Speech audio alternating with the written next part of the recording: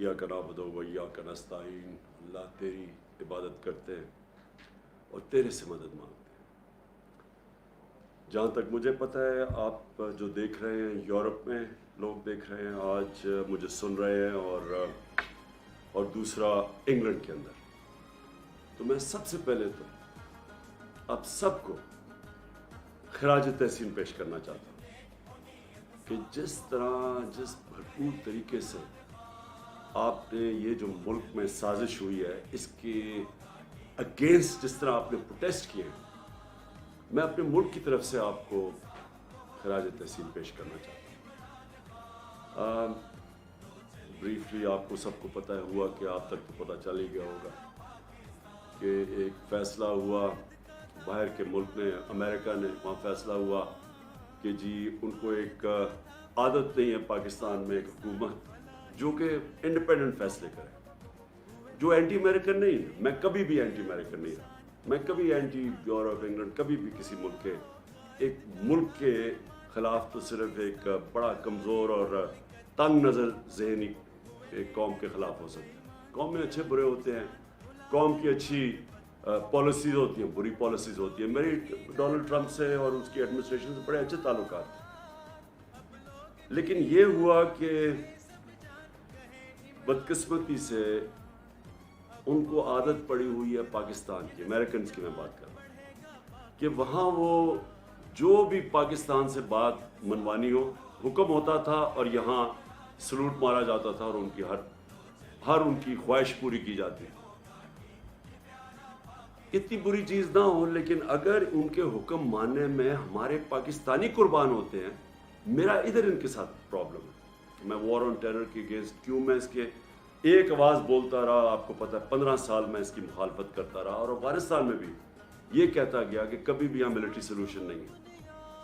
तो मैं इसलिए कह रहा था कि हमारे एक सरबराह ने एक धमकी के ऊपर पाकिस्तान को उनकी जंग के अंदर शामिल कर दिया, और उससे हमारे लोगों को जो नुकसान हुआ, और आप यूरोप में और इंग्लैंड में, मुझे पूरा पता है कि क्योंकि मेरा आना जाना ओवरसीज़ पाकिस्तानी के साथ और इंटरेक्शन बहुत ज़्यादा रहा। पहले क्रिकेट की वजह से ओवरसीज़ पाकिस्तानी को मैं बेहतर जानता था, क्योंकि जिधर मैं मैच खेलता था हमारे पाकिस्तानी आते थे, ज़रूर अपनी टीम को बैक करते थे।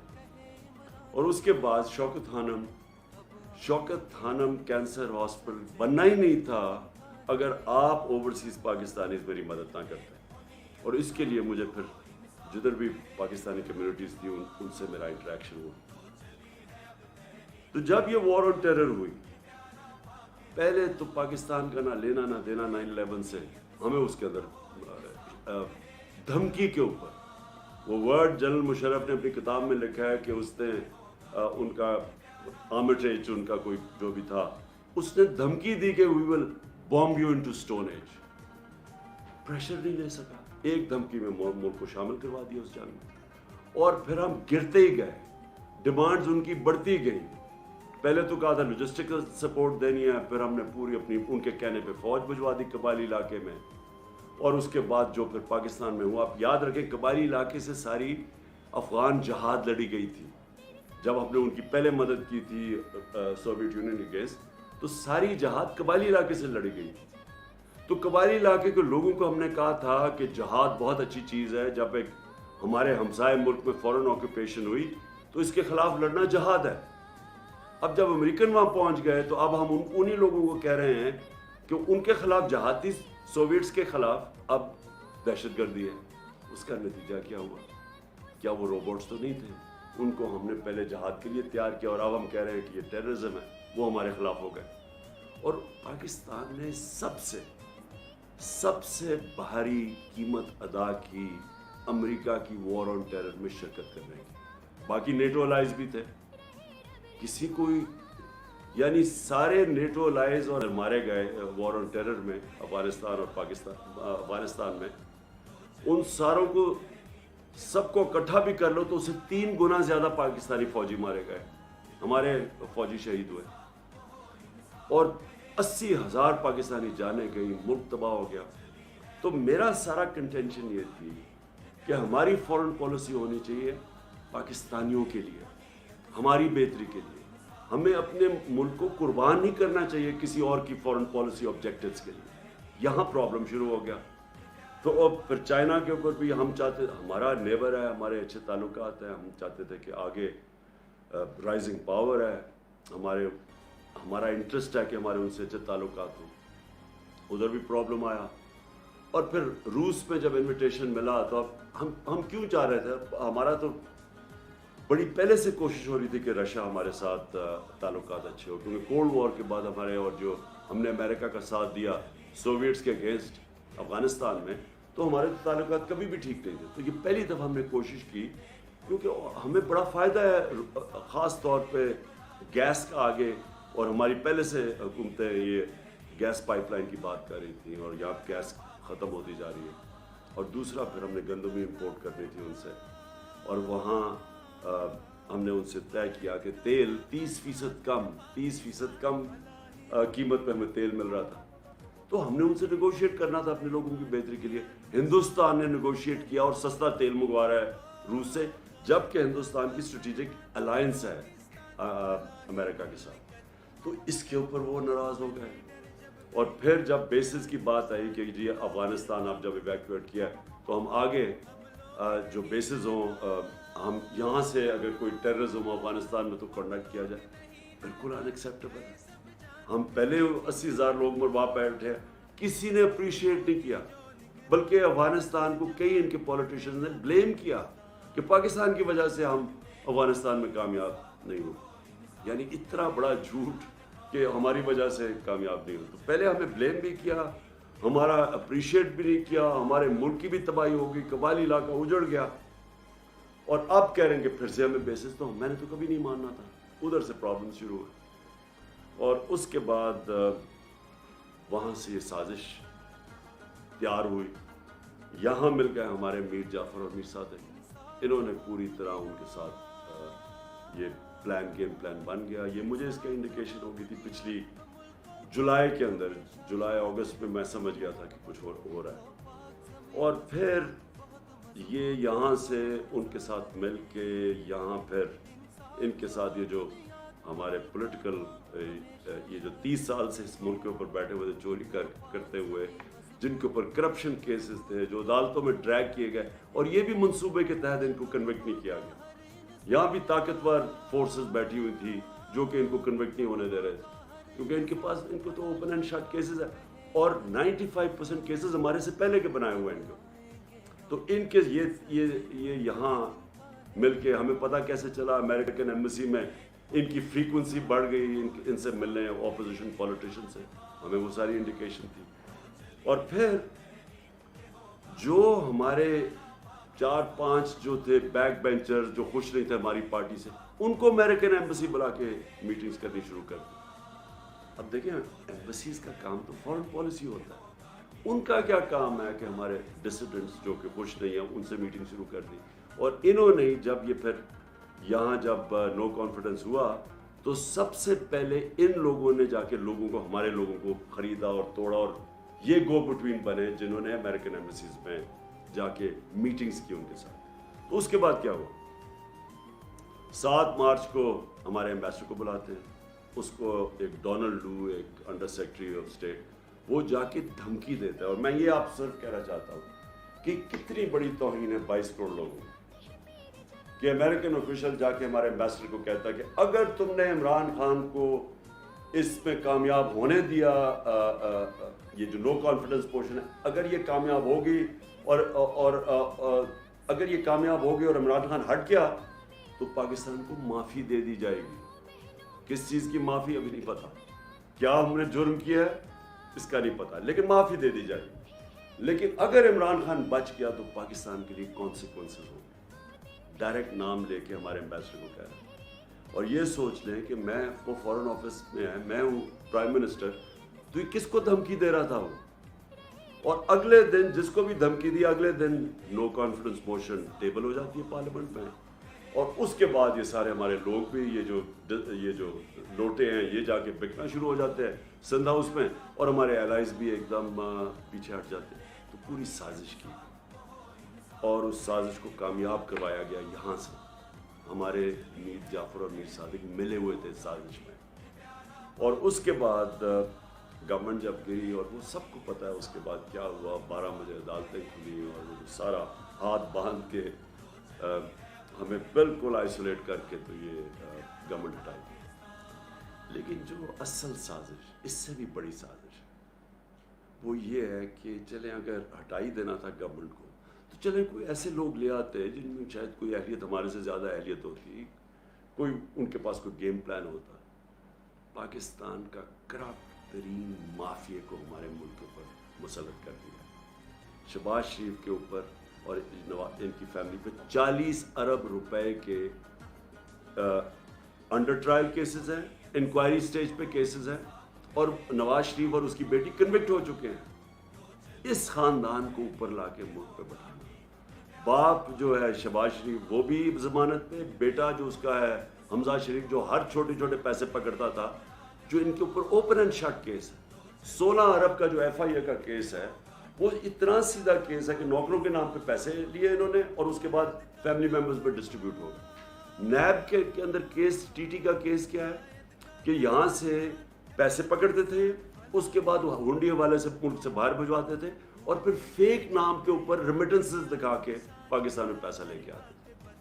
تو یہ کیسز جن کے پڑے ہوں، اور آپ یورپ میں اور انگلینڈ میں جو دیکھ رہے ہیں، مجھے آپ بتائیں کہ کسی بھی الیکشن میں اجازت دی جائے گی اس طرح کے لوگوں کو الیکشن لڑنے کی؟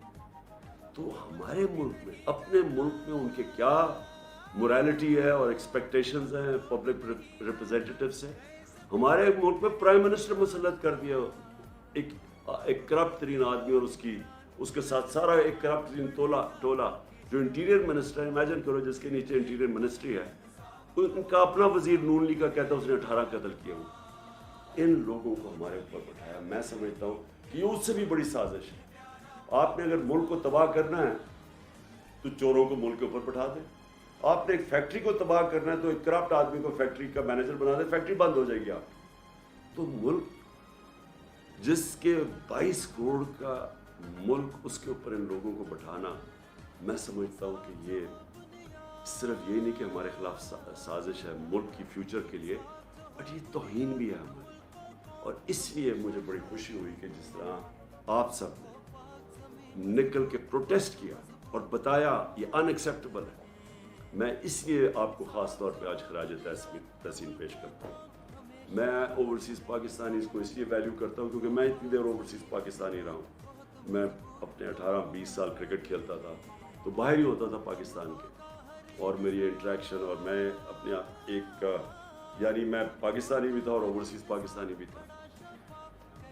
دیکھیں جو اوورسیز پاکستانی ہیں نا، ان کے اندر 2 بڑی امپورٹنٹ کوالٹیز ہیں۔ ایک اسپیشلی یورپ اور انگلینڈ کے اندر آپ نے ڈیموکریٹک سسٹمز کو فنکشن ہوتے دیکھا، آپ نے اداروں کو چلتے دیکھا۔ آپ سب سے زیادہ سمجھتے ہیں کہ جو پاکستان میں ہوا ہے اس سے زیادہ ظلم کسی قوم سے نہیں ہو سکتا کہ پہلے سازش کر کے ایک الیکٹڈ گورنمنٹ گراؤ، اور اچھا وہ گورنمنٹ گراؤ جس نے پاکستان جب سنبھالا تھا تو بینکرپٹ تھا، سب سے بڑا بیرونی خسارہ تھا پاکستان کا، جس کو کرنٹ اکاؤنٹ ڈیفیسٹ کہتے ہیں۔ کبھی پاکستان کی تاریخ میں اتنا بڑا بیرونی خسارہ نہیں ملا، اور اس ملک کو جو بینکرپٹ ملک تھا، جدھر ہمارے پاس ڈالرز ہی نہیں تھے، اور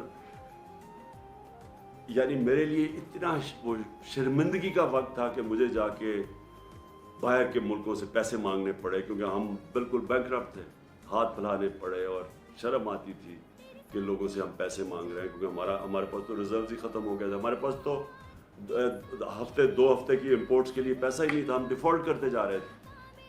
تو وہ ملک ہمیں جب ملا، اور مجھے بڑا فخر ہے کہ اس کے باوجود کہ ہمارے دوسرے سال پہ کرونا نے ہٹ کیا پاکستان کو، کرونا وائرس نے، اور آپ کو سب کو پتہ ہے انگلینڈ میں، یورپ میں کیا اس کا امپیکٹ پڑا ہے۔ آپ یہ سمجھیں کہ یہ ہمیں باتیں کرتے ہیں اہلیت کی، کہ پاکستان وہ ملک تھا جس دنیا میں ریکگنائز ہوتا ہے کہ سب سے بہترین طریقے سے ہم نے کرونا کو مینیج کیا، ہم نے اپنی اکانومی بچائی، اپنے غریب لوگ بچائے، اور پھر لوگوں کو کرونا سے بچایا۔ آپ یہ سوچیں کہ ہمارے ٹوٹل 31,000 لوگ بدقسمتی سے جو کرونا کے اندر گئے، ہندوستان میں جو لیٹسٹ ان کی اب جو فگرز ریوائز فگرز آ رہی ہیں، ساڑھے نہیں 50 لاکھ سے اوپر لوگ ان کے مرے، 50 لاکھ سے اوپر، 50 لاکھ سے کوئی یعنی 55 لاکھ تک ان کے لوگ مرے، جو لیٹسٹ فگرز ابھی آ رہے ہیں اسی دور. اور ان کی اکانومی 7% گرو کر رہی تھی، -7 پہ چلی گئی. ہماری اکانومی تھی 0.2% پہ، اور ہم نے جس طرح کرونا ہینڈل کیا، ہماری تیسرے سال میں 5.6% گروتھ ریٹ تھی جو IMF نے لے کے آیا. تو 0.2 سے اوپر اکانومی بھی بچی، ہم نے اپنی انڈسٹری کو بوسٹ دیا، ہماری ریکارڈ ایکسپورٹس تھی، ہماری ریکارڈ ریمیٹنسز آپ کی وجہ سے، کیونکہ ہم نے کوشش پوری کی کہ اوورسیز پاکستانی کو انکریج کرے کہ بینکنگ چینل سے 31 ارب ڈالر کی پاکستان میں ریمیٹنسز آئی، جو ریکارڈ. ہمارا جو ڈیجیٹل روشن ڈیجیٹل پاکستان تھا، اس سے آپ نے اس کے ذریعے اٹریکٹ کیا ہم نے پیسے. ہماری ٹیکس کلیکشن پاکستان کی تاریخ کی ریکارڈ تھی. ہماری جو 5 فصلیں تھیں اور خاص طور پہ 4 بڑی فصلیں، اس میں پاکستان کی تاریخ میں ریکارڈ پروڈکشن ہوئی، سب سے زیادہ پیداوار ہوئی، کیونکہ ہم نے کسانوں کی مدد کی، ان کو ٹھیک ٹائم میں پیسے دیے، ان کو صحیح قیمت لگائی اپنی فصلوں کی. کبھی اتنا پیسہ ہمارے کسانوں کے پاس نہیں گیا جو 60% پاکستان ہے.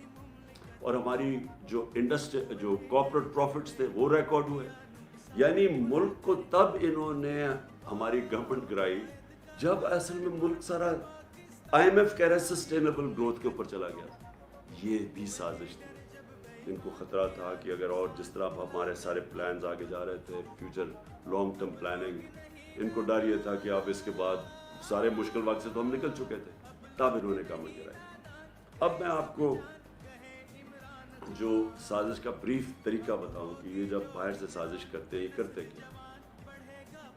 جو پرائم منسٹر مصدق تھے 1950 کی دہائی میں، 54 میں جب تھے وہ ایران میں، تو اب تو CIA کے پیپرز ڈی کلاسیفائی ہو گئے نا، تو آپ وہ پورا پڑھ لیں کہ اس کو کیسے کرایا گیا MI5 نے اور MI6 نے اور CIA نے.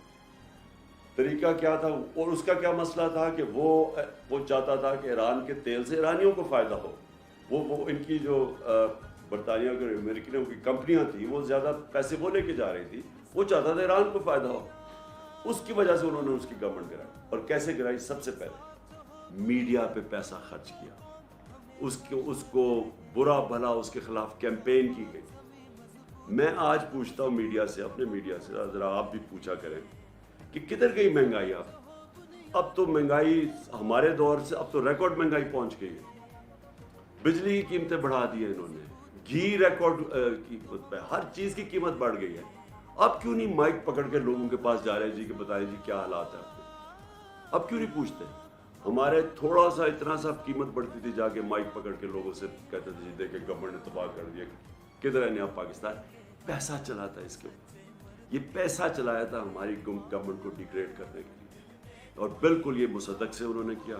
پھر انہوں نے پیسہ چلایا اس کی اپنی پولیٹیکل پارٹی کے پولیٹیشنز پہ، جو ہمارے پہ پیسہ پہ، یہ سندھ ہاؤس میں جو نیلام گھر بنا ہوا تھا، پیسہ چلا تھا ان کے اوپر. پھر انہوں نے ڈیمونسٹریشنز کروائیں جو اپوزیشن پارٹیز تھی. یہ سارا جب مصدق کو گرایا تھا، آخر میں جب مداخلت ہونے سے پہلے یہ سب کچھ کیا تھا. انہوں نے بھی لانگ مارچ، کبھی فضل الرحمان آ رہا ہے لانگ مارچ، کبھی وہ بلاول آ رہا ہے سندھ سے لے کر لوگوں کو، وہ ساری فیل ہو گئی کیونکہ لوگ ان کے ساتھ ہی نہیں تھے. آخر میں انہوں نے ہمارے پاس یہ جو کیا. اور میں جو آپ سے اوورسیز پاکستانی آپ سے جو میں نے امید لگائی ہے وہ یہ کہ آپ نے اپنے پولیٹیشنز کو، کیونکہ اگر کسی کو بھی وہاں انہوں نے پتہ نہیں چلنے چاہیے پاکستان کی جو نیوز ہے، باہر نکلنے نہیں دی کہ یہ ہوا کیا پاکستان سے. وہاں باہر بتایا جی عمران خان بڑا انپاپولر ہو گیا تھا، دیکھیں جی اس کو گرا دیا. انہوں نے کوئی یہ نہیں بتا رہا کہ ہمارے پاس وہ جو میں نے اس کو ڈی کلاسیفائی کر کے وہ جو ڈاکیومنٹ ہے جو سائبر ہے، جو مراسلہ ہے، جو ہمارے ایمبیسڈر نے بھیجا، جو 2 دفعہ نیشنل سیکورٹی کونسل کے سامنے پریزنٹ ہوا، جس کے اندر واضح یہ ساری چیزیں ایمبیسڈر نے خود کنفرم کیا کہ کس طرح کی دھمکی دی گئی تھی. اور پتہ تھا ان کو کہ نو کانفیڈنس موشن آ رہی ہے، اور ان کو اور اس کے اوپر دھمکی دے کے اس کو کامیاب کرنا ہے. تو اب تو کلیئر ہو گیا سب کچھ. اب تو ان کو بھی ماننا پڑا کہ جناب وہ سارا کچھ اوتھینٹک ہے. لیکن باہر نہیں پتا, آپ کے یورپ میں نہیں پتا, انگلینڈ میں نہیں پتا, انہوں نے سپریس کیا ہوا ہے. وہ بھی ان کی بھی میڈیا ان کی اسٹیٹ پالیسیز کے ساتھ رہتی ہیں اور انہوں نے کہا ہوگا کہ یہ بھی ہمارے نیشنل انٹرسٹ میں. لیکن آپ کو کم از کم یہ پوچھنا چاہیے اپنے پولیٹیشین سے, لوگوں کو لکھنا چاہیے, لیٹر لکھنا چاہیے کہ یہ جو ہوا ہے یہ کیا, یہ آپ الاؤ کریں گے اپنے ملک میں, کیا ہندوستان میں آپ کریں گے؟ یہ ایک 22 کروڑ لوگوں کے ملک میں یہ جو انہوں نے کیا ہے, کم از کم آپ کو letter to the editors campaign, اب تو سوشل میڈیا کیمپین آپ کر سکتے ہیں. آپ پلیز اس کے اندر ضرور شرکت کریں کیونکہ وہاں آپ کی آواز اثر کرتی ہے, لوگوں کو افیکٹ کرتی ہے. لوگوں کو پتہ ہے جب ایک آپ پوری کیمپین چلاتے ہیں, اور میں کہہ رہا ہوں سوشل میڈیا پہ کیمپین چلائیں, لیکن آواز ضرور اپارٹ فرام پروٹیسٹ جو آپ نے کیے یہ ضرور کریں. دوسری چیز, ہم نے تو یہ ایکسیپٹ کبھی نہیں کرنا. میں نے ابھی جلسے کر رہا ہوں لیکن میں انشاءاللہ 20 تاریخ کے بعد کال دوں گا اسلام آباد کی, اور میں یہ میری 26 سال کی پبلک ڈیلنگ کے اندر یہ میرا تجربہ ہے کہ کبھی پاکستان کی تاریخ میں اتنی بڑی پبلک نہیں نکلے گی جو انشاءاللہ اسلام آباد پہنچے گی. اور میں نے کبھی پبلک میں اتنا شعور اور بیداری نہیں دیکھی جو آج پاکستانی قوم میں. میں نے کبھی پاکستانی قوم کو اتنا متحد نہیں دیکھا. صرف میں نے ایک دفعہ 1965 وار میں دیکھا تھا, میں 13-14 سال کا تھا, مجھے ابھی بھی یاد ہے کہ کس طرح ساری قوم اکٹھی ہو گئی تھی. اس کے بعد یہ پہلی دفعہ میں نے دیکھا کہ ساری قوم اکٹھی ہو گئی ہے ایک چیز کے اوپر کہ غلامی نامنظور, امپورٹڈ حکومت نامنظور. یہ ساری پاکستانی قوم میں نعرہ چل پڑا. انہوں نے اتنی بے شرمی کی کہ وہاں ان کو آوازیں لگ گئیں جا کے مدینہ کے اندر, اور ہمارے اوپر کیسز کر دیے, بلاسفمی کیسز کر دیے. سوچے کہ کچھ شرم نہیں آتی کہ اس کے اوپر ہمارا یہاں شب دعا ہو رہی تھی, ہمیں پتہ ہی نہیں ہے کہ یہ پہنچے ہوئے مدینہ, اور اس وقت انہوں نے ہمارے اوپر کیسز کیا اور شیخ رشید کے بھتیجے کو انہوں نے پکڑ کے جیل میں ڈال دیا. یہ ہے وہ حکومت جو لے کے آئے, کرمنلز کی حکومت. انہوں نے ساری زندگی یہ کیے, جھوٹے کیسز مخالفین کے خلاف, ڈرانا دھمکانا, اور جو نہ ڈرے اس کو خرید لاؤ, یا خریدو اور یا پھر. تو انہوں نے وہ جو کیسز کیے, میری ایک کنٹینشن ہے کہ دنیا کے کسی حصے میں جدھر پاکستانی یہ حکومت کے لوگ چلے, ان کو 2 نعرے لگیں گے ہر جگہ, غدار اور چور, کہیں بھی یہ چلے جائیں, کیونکہ اس وقت قوم میں کنسنسس ہو چکا ہے اس چیز کا. اور اس لیے میں نے صرف میں لوگوں کو ایک پرامن احتجاج ہوگا ہمارا اسلام آباد میں. ہم کبھی نہیں چاہتے کہ کسی قسم کا انتشار ہو, بلکہ ہم فیملیز کو بھی بلا رہے ہیں. ہم چاہ رہے ہیں سب اس میں شرکت کریں اس احتجاج میں, اور صرف لوگوں کے سامنے, قوم کے سامنے, انٹرنیشنل میڈیا کے سامنے, اور یہ جو غدار ہیں ان کے سامنے اور اداروں کے سامنے پبلک آگے, پبلک کا ان کو پتہ چلے کہ یہ قوم کھڑی کدھر ہے, تاکہ ان کو پبلک کا زور پتہ چلے کہ اس وقت قوم کدھر کھڑی. جو میرا پاکستان کی ساری زندگی کا تجربہ وہ یہ کہ ہماری جو اشرفیہ ہے, ہماری جو رولنگ ایلیٹ ہے, وہ بدقسمتی سے کرپٹ بھی ہے, سافٹ بھی ہے, غلام بھی ہے. وہ سمجھتے ہیں کہ جناب امریکہ کے بغیر ہم گزارا نہیں کر سکتے. ہم نے تو کبھی نہیں کہا کہ امریکہ کے خلاف ہو, ہم نے تو کبھی اینٹی امریکن بات نہیں کی, لیکن ہم نے یہ کہا ہے کہ غلامی نامنظور. ہم دوستی کرنا چاہتے ہیں, غلامی نہیں کرنا چاہتے, اور یہ ساری قوم کی آواز ہے, کیونکہ قوم ہماری مضبوط ہے. جب بھی آپ پاکستانی قوم کو ٹیسٹ کریں گے, زلزلہ آیا میں نے خود دیکھا, سارے لوگوں نے شرکت کی. جب سیلاب آیا تھا وہ اتنا بڑا پاکستان میں تباہی مچی تھی اس کی, ہر پاکستانی نے مدد کی, باہر بیٹھے اندر بیٹھے. یعنی ہمیں جب آزمایا جاتا ہے قوم کو, قوم کھڑی ہو جاتی ہے. اوپر ہمارے بدقسمتی سے چیری بلاسم بوٹ پالش بیٹھے ہوئے ہیں جن میں نہ کوئی خودداری ہے, پیسے کی بدھ کی پوجا کرنے والے ہیں, پیسے ان کے باہر پڑے ہوئے ہیں, چوری کر کے پیسہ باہر. آج ان کے جو بھی لنڈن جانتا ہے سب سے مہنگے علاقے میں شریف خاندان کے گھر ہیں, ایک ایویڈنس نہیں دے سکتے کہ پیسہ کدھر سے آیا. اس لیے بیٹے باہر بھاگ گئے, کیونکہ بیٹوں سے جب پوچھنا تھا کہ بتائیں یہ آپ, ایک بیٹا 9 ارب کے گھر میں رہتا ہے, اور دوسرا اربوں روپے کی جو پراپرٹیز ان کی اور جو بے فیر کی ہے, بتا ہی نہیں سکتے کہ کدھر سے پیسہ ہے, کیونکہ چوری کا پیسہ ہے. آج تک پوچھتے رہے ان سے کہ وہ پینما پیپرز کے انکشاف کے بعد کہ بتائیں مریم کے نام پہ یہ 4 بڑے بڑے محلات ہیں آپ کی مے فیئر میں, پیسہ کدھر سے آیا؟ ایک پیپر نہیں یہ بتا سکے پیسہ کدھر سے آیا, نہ یہ بتا سکتے ہیں کیونکہ چوری کا پیسہ. اس لیے یہ جو لوگ باہر بیٹھے ہوئے ہیں یہ کبھی بھی اس ملک کے لیے سٹینڈ نہیں لے سکتے. ان کو پتہ ہے کہ کبھی بھی منی لانڈرنگ پہ ان کو پکڑ سکتے ہیں. جس طرح روس کے جو اولیگارکس ہیں, جو بڑے بزنس مین ہیں, ان کو آپ مغرب کے اندر ان کی پراپرٹیز آپ کر رہے ہیں, ان کو پکڑ رہے ہیں, اسی طرح جب بھی وہ چاہیں ان چوروں کو پکڑ سکتے ہیں. اس لیے کنٹرولبل ہے, یہ کبھی ملک کے لیے سٹینڈ نہیں لیں گے, اور اسی لیے بھی یہ موومنٹ کا کامیاب ہونا بہت ضروری ہے. تو میں آخر میں آپ سب کو جو پیغام دینا چاہتا ہوں کہ آپ نے اسی طرح مظاہرے کرنے ہیں. آپ نے جو آپ کے علاقوں میں پبلک ریپرزینٹیٹیوز ہیں ان کو آپ نے ضرور خط لکھنا ہے, پٹیشن کرنی ہے, سوشل میڈیا کیمپین کرنی ہے. اور پھر آپ نے جو ہمارا وہ ہے جو ہمارا اکاؤنٹ ہے نامنظور.com, جو ہماری ویب سائٹ آئی, اس کے اوپر آپ نے سب نے اس پہ کنٹریبیوٹ کرنا ہے, کیونکہ ہم آپ پوری کیمپین چلائیں گے اپنی سارے پاکستان میں. اور اس کیمپین کے لیے ہمیں اوورسیز پاکستانیز کی بڑی ہیلپ چاہیے ہوتی ہے, کیونکہ آپ کی کنٹریبیوشن, تھوڑی سی کنٹریبیوشن یہاں ہمیں بڑا فائدہ پہنچاتی ہے. اس میں ضرور آپ نے کنٹریبیوٹ کرنا ہے, اور انشاءاللہ وقت یہ ثابت کرے گا کہ یہ جو پاکستان میں ایک ڈیفائننگ مومنٹ ہے, اور یہ وہ ایک لمحہ ہے پاکستان میں جب یہ قوم بالکل آزاد ہو جائے گی اس طرح کی چوروں سے, ڈاکوؤں سے, غداروں سے. اور یہ پھر جو میں خواب دیکھتا تھا نیا پاکستان کا, انشاءاللہ اس خواب کی طرف ہم نکل جائیں گے. پاکستان زندہ. ان کے باوجود شیر سینہ ٹھوک کے بیٹھا ہوا ہے, شیر سینہ ٹھوک کے بیٹھا ہے, پیچھے نہیں بیٹھا, آگے بیٹھا ہے اور سینہ تان کے بیٹھا ہوا ہے. اسے کہتے ہیں لیڈر, اسے کہتے ہیں ایمان, اسے کہتے ہیں غیرت, اسے کہتے ہیں دلیری, بہادری, جرت, شجاعت, اسے کہتے ہیں دلیر لیڈر, اسے کہتے ہیں عظیم لیڈر. تو پھر یہ دیکھیں